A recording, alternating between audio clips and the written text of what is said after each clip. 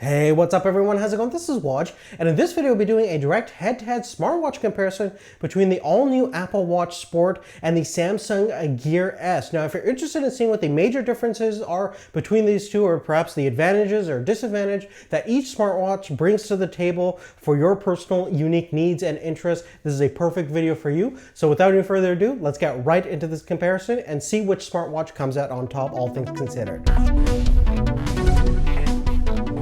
Now, the one thing you'll notice straight off the bat looking at these two side by side is that the Gear S is completely massive compared to the Apple Watch. Even if you get the 42mm version, it's still going to be quite a bit larger than even most smartwatches you're going to find in the market. Now, the 38mm version of the Apple Watch we have right over here measures about 38.6mm in terms of its height, 33.3mm in terms of its width, versus the Gear S measures about 58.1mm and about 39.9mm. So if you want to wear something discreet and casual, sometimes the Gear S certainly has some problem in attracting some unwanted attention. Now, surprisingly, in terms of the thickness, the Gear S is not that much thicker, only measuring about 2 more millimeters than the Apple Watch, as you can see. When it comes to the weight, the Gear S measures about 67 grams versus our 38mm Apple Watch Sport measures about 25 grams in terms of the case, and with the included sports band, it has a combined weight about 72 grams. Now let's talk comfort over here. Both watches, I think, are equally as comfortable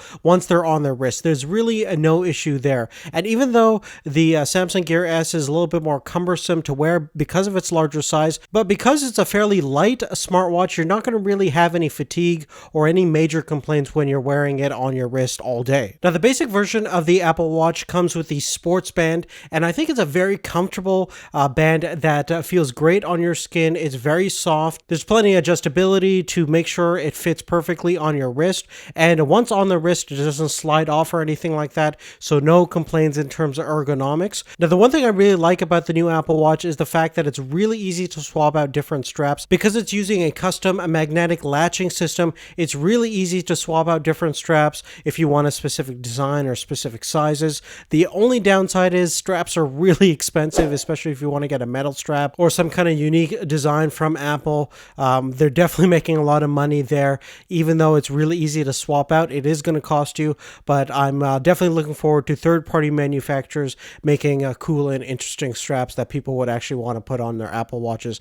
The strap system on the Gear S isn't bad. It's very simple compared to the system we have on the Apple Watch. Basically, the strap itself is one giant piece of rubber that you can swap out, but of course there's basically a very limited selection of options. You don't really have any different styles of straps. You can only get a couple of different colors, but the price is a lot more reasonable. Now, there are third-party manufacturers that make straps compatible with the Gear S, but really I don't think the strapped option is a big selling factor on the Gear S. What is a selling factor is that curved display that we'll talk about later on. Now let's talk build materials. The Apple Watch comes in 3 core different flavors. You have the Sport Watch, which has the anodized aluminum finish, which is very rugged and durable. We have the stainless steel finish on the standard Apple Watch, and of course we have 18 karat gold options if you get the Apple Watch edition and pony up several $1,000s for that. Now, by contrast, the Gear S is made out of polycarbonate plastics, which is certainly not at the same level of precision and fit and finish that we see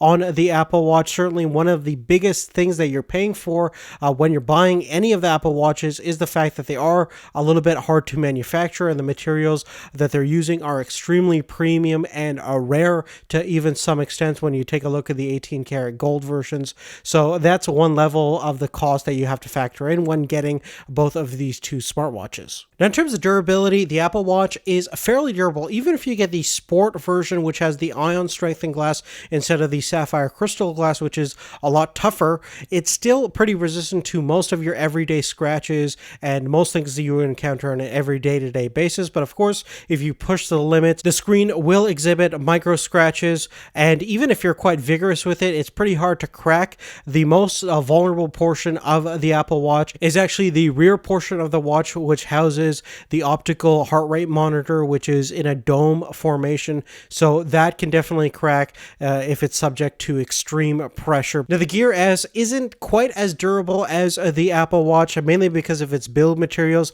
but thankfully both of them are actually water resistant to quite a bit of extent. We actually actually did extensive testing on the Apple Watch, found it no problem in even fully submerged circumstances for 30 seconds, no issue whatsoever. And the Gear S is actually officially certified for IP67 rating, so that means it's both dust and water resistant. So even though I still wouldn't recommend these two watches for any deep sea divers out there, just note that they are water resistant, just not waterproof. Now let's talk about how you actually control these two Apple Watches and which has the better control interface. Starting with the Apple Watch, it has a couple of different methods of input. Firstly, it has a fully capacitive touch display. In fact, the touch display is actually force sensitive. So depending upon how much pressure you're sending to the screen, you're allowed to do a couple of different things. So if you want to change your watch face, you actually will click a little bit harder than normal to basically pull up all the different watch faces where you can customize them and things like that. And depending upon what kind of application you're using, you can also use the force touch feature as well, which is pretty darn cool. Now, the one big kind of innovation I think Apple has done is with something called the digital crown, which is the dial on the side. Now, this dial is extremely intuitive to use. It's one of the best input and control devices I have ever come across in any smartwatch, and really depending upon what kind of application you're in, it'll serve to do many different functions. On top of that, you can also click it in and it acts as your home button. And just below the digital crown, we have a favorite contact button. So when you press that, you can basically pull up all of your favorite contacts and go forward from there. Now, by contrast, the Gear S is a lot more simple. It's using primarily the capacitive touchscreen for your main source of input and control. And I have to say, because the screen is curved, it's a real pleasure to use at times, especially because Tizen is such a scrolling dependent operating system that really utilizes that kind of physical attribute of the screen quite well. Now, just below the capacitive touchscreen, we have a home button. It's kind of a miniature little home button that you'd find in the Galaxy S lineup of smartphones. So it really mimics that kind of sensation that you're using a smartphone on your wrist, which some people may or may not find appealing. Now, lastly, both of these two smartwatches have an external speaker and microphone, which is definitely handy when you're trying to control it with your voice. Now, obviously, you're using different platforms. We have the Siri platform on the Apple Watch side, and we're using primarily the Samsung's own S voice system that they have integrated with the Gear S. Now, in terms of which interface is better for voice, I would definitely say that the Siri, even though it's not as good as your iPhone, is quite a bit ahead of what the S voice system is delivering on the Samsung. The Samsung is pretty good in terms of recognition, but pretty limited in terms of its functionality. Now, let's move on and talk about the displays that we have on both these two smartwatches. Now, funny enough, both of them are using fairly similar display technology. Both have OLED technology, so that means exceptional black levels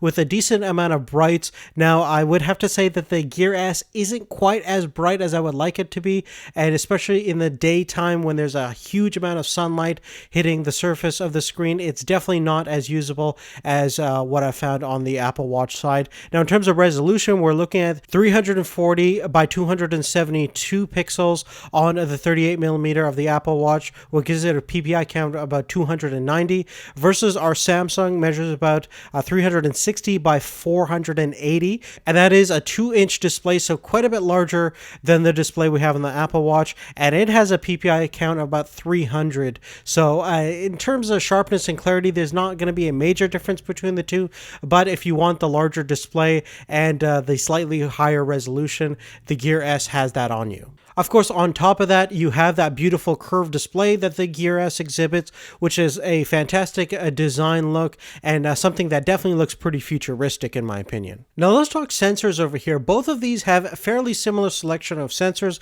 They both have an accelerometer, a gyroscope, and an ambient light sensor. So both basically have the ability of when you're actually flipping your wrist up towards your face and looking at the watches will automatically turn on, and they both have a pretty good response time in doing that kind of motion. Furthermore, both of these two have a optical heart rate monitor at the back of the watch, so they do a pretty good job of monitoring your heart rate, especially when you're doing any kind of vigorous physical activity. So if you're going to be using these things for exercising, they both have that kind of option, and they both have their slew of health-related apps to monitor every type of physical activity you're going to be participating in on a day-to-day basis. Now, one component I definitely have to mention on the Apple Watch is the Taptic Engine engine, which basically provides a little bit of a haptic feedback when you get an alert for a notification on your iPhone. Now, the one real cool factor about this is it gives you a pretty convincing sensation that somebody has actually physically tapped you on your wrist. And the great thing with this, if you're in a meeting or something like that, and you actually mute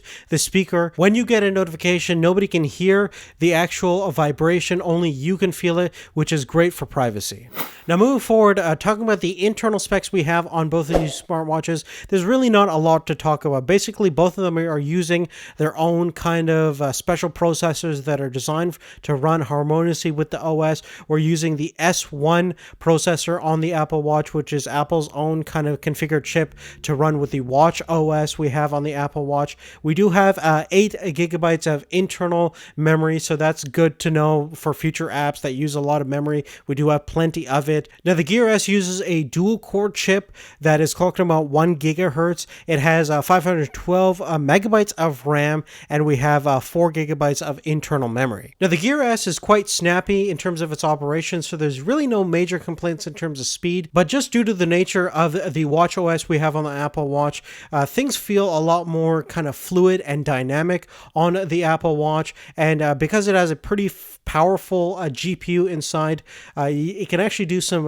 nice animations that look very smooth and very graceful. Now, moving on, let's talk about the connectivity options we have on both of these two smartwatches. Now, both of them have 802.11 GBNN Wi-Fi. They both have Bluetooth 4.0 and NFC. Now, the NFC on the Apple Watch is specifically designed to interface with Apple-related products, so it's not universal NFC, but it is using the near-field communication technology, but just done in a restrictive way for specific Apple devices. Now, the really cool thing about the Gear S and the big selling factor is the fact that it is a fully fledged smartphone. You can actually use it to make phone calls. It has a nano SIM compartment at the back of the device, and it's compatible for both GSM and HSDPA networks, and you can get it unlocked or with a specific provider if you so desire. And even though in the initial setup on the Gear S you still need a Samsung phone to initialize the device, but once you've done that, you can use it as a standalone smartphone. Now, some may think that this feature is kind of overkill and mostly impractical for some, but you have to admit that it's still a cool feature nonetheless. Now, moving forward, let's talk about compatibility. And the fact of the matter is that both of these two devices are conduits for their larger smartphone brethren. So basically, it depends on what camp you're on, whether you're on the Apple camp or the Samsung camp. If you go with the Apple camp, you're going to need to basically have an iPhone 5 or newer that's running iOS 8.2 or newer. So if you don't have that iPhone particularly, you can't use the Apple Watch, unfortunately. On the other side of the fence, Samsung is in the same camp as Apple in the sense of exclusivity. You're going to need a Samsung smartphone device to basically initialize your Gear S, and even though you can use a lot of the aspects of the Gear S independently, it's still kind of a conduit towards your Samsung smartphone. So in both cases, you're going to have to be fully committed to one company or the other. So unlike Android Wear devices where they're a little bit more compatible, you don't have those kind of compatibility options on these two smartwatches. Now let's finally talk about battery life. Now the first thing that we're going to mention is the actual battery capacity itself. We have about 300 milliamp hour battery on the Gear S versus about 205 milliamp hours on the Apple Watch. Now the cool thing about the Apple Watch is it has a really cool way to charge your smartwatch, basically using an induction magnetic charger that comes in the box. Really simple and easy to use. And even though the charging dock system that we have on the Samsung Gear S isn't as slick and as easy to use as the Apple Watch, but it does have a cool feature that the dock itself is actually a 350 milliamp hour battery extender. So that's quite fantastic. You could essentially double your battery life. Now let's get it down to the nitty gritty over here. Let's talk about my user battery life test. Now I basically use both smartwatches for a couple of days, and then I just average the amount of hours I got on each battery run. So keep in mind, I made sure that the parameters were as similar as possible. I basically set the the screen brightness to about half, and obviously it's going to be different from day to day because I'll get different notifications, but generally speaking, I'm just basing everything on my personal user habits, and on average I got about 17 hours and 28 minutes on the Gear S versus I averaged around 10 hours 18 minutes on the Apple Watch, which is quite a big difference, and that might be due to the fact that the Apple Watch may just have a brighter screen, and the fact that it does measure things like your heart rate and your footsteps on a more frequent basis. Now, there is a power reserve mode, which will allow you to probably get better battery performance and get throughout the day a little bit more easier. But the fact is, you're probably going to want to charge your Apple Watch pretty much every night, which most people are going to do so anyway. So not a big issue there. The Gear S is definitely more versatile in terms of its battery life. It's probably a little bit more of a simpler device that has less things running in the background, and that way you can achieve a little bit better battery performance. Additionally, you do have that larger battery, which definitely helps it out as well. Now, the last thing that we're going to talk about is the overall price point of these two smartwatches. The Apple Watch Sport from the baseline configuration retails for around $350, and the Samsung Gear S goes for around $330, and obviously the pricing will fluctuate depending on sales and where you get it and things like that. We'll have links in the description down below for more information on pricing. But really, which one you're going to select is completely up to you. Hopefully this video gave you some sort of understanding and direction on what each smartwatch has to offer, but at the end of the day, it's going to be whether you want to go with the Samsung ecosystem or go with the Apple ecosystem, and which system fits your personal needs and your existing hardware and phone. But really, other than that, guys, that's really it. Make sure to check out our channel where we actually have some durability tests that we did on the Apple Watch, both in terms of its water resistant capabilities, and we also made a video on how durable it is in terms of scratch and impacts, where we actually run it over with the car. So definitely check out those two videos if you haven't already. We'll have some other comparisons up on the channel, so definitely check those out as well. But really, other than that, that's really it for this video. Take care. Thanks again for watching.